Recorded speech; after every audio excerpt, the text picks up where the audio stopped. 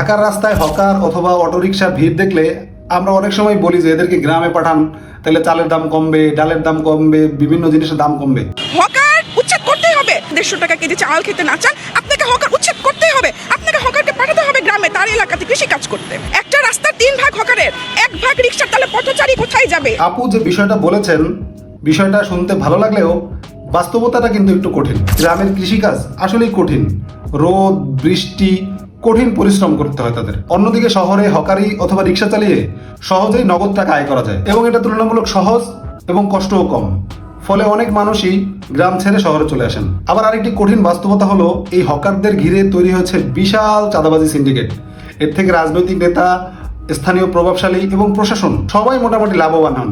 ফলে এদেরকে উচ্ছেদ করা এতটাও সহজ নয়, তাই চাইলেও হকারদের উচ্ছেদ করা সম্ভব হয় না। অন্যদিকে গ্রামে সত্যিই শ্রমিক সংকট আছে। কৃষি মৌসুমে কৃষক কাজের জন্য লোক খুঁজে পান না, ফলে আসলে উৎপাদন খরচ বাড়ে। কিন্তু শুধু হকারদের গ্রামে পাঠালেই চাল অথবা কৃষিজাত পণ্যের দাম কমে যাবে, এই কথাটা একটা অতিরঞ্জিত কথা। কারণ চাল বা কৃষি পণ্যের দাম বাড়ার পেছনে আছে সার, ডিজেল, পরিবহন খরচ, অনেক বড় একটা সিন্ডিকেট এবং সরকারি নীতিমালার মতো বড় বড় কারণ। আসলে এই সমস্যার সমাধান শুধু তাদেরকে গ্রামে পাঠিয়ে অথবা তাদেরকে উচ্ছেদ করে সম্ভব নয়। প্রয়োজন এমন ব্যবস্থা যেখানে শহরে শৃঙ্খলা থাকবে এবং গ্রামেও কৃষিকাজ লাভজনক হবে।